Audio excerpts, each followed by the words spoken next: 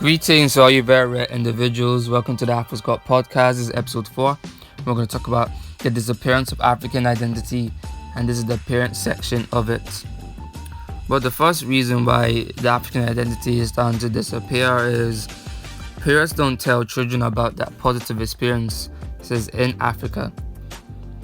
And because of this creates in the child an identity crisis. They don't know who they are.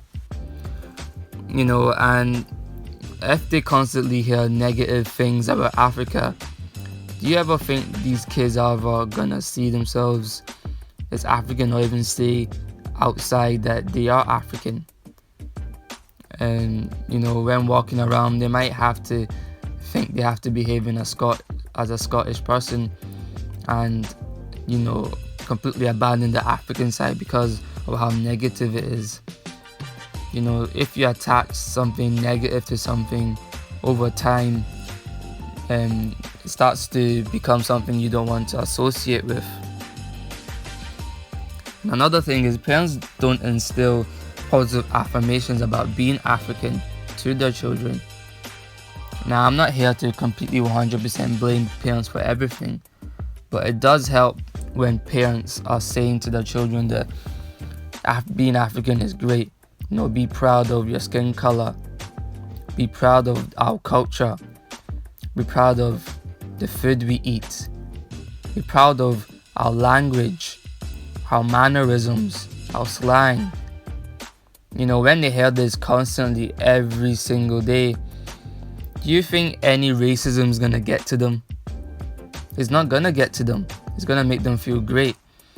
They'll naturally build very thick skin, because they've heard this at home, that they're great, So when they walk around and they see other Africans, straight away there's something positive in their head, and they'll be able to relate to other Africans as well and have a strong sense of self. And another thing is, many African children are afraid of the African name. They're ashamed of it. A lot of people like to use an English name when they're outside. I know several people who use their own English names.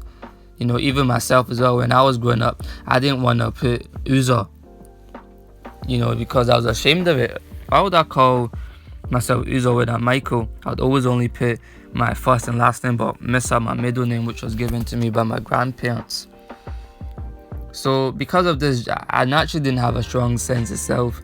And I was trying to veer away from that African side of me, which naturally started in me an identity crisis. Another thing parents need to work on is single parenting. When a child doesn't have both parents in the house, or there's no father figure, or even a mother as well, it makes it even harder for these kids to have a strong sense of self, or even know a lot about the African identity, because I believe it's through the father that you find a lot more about what goes on in Africa, because naturally it's the men who go out and really live in Africa and really get involved in a lot of things, so they'll have a lot more experiences to tell to the children, and that'll be able to then naturally build in them a strong sense of self and confidence. So how do we fix this issue? Well, with everything that I said, the only way to really fix this issue is through the parents explaining to their children every single day. And Africa is a great place, even with everything going on right now. It's a great place with great people, a great culture, great food. When you go to an African party, like I put in the Afro-Scot book, which was written by me and edited by Laura Williams, I made it incredibly clear that going to an African party is a great way for them to really understand the culture. Just go there one time and just look around, and you'll be able to see that our culture is really, really good, and we shouldn't be ashamed of it and be confident in it. But that's how I believe that the African parents can solve this issue and give the children a strong African pride.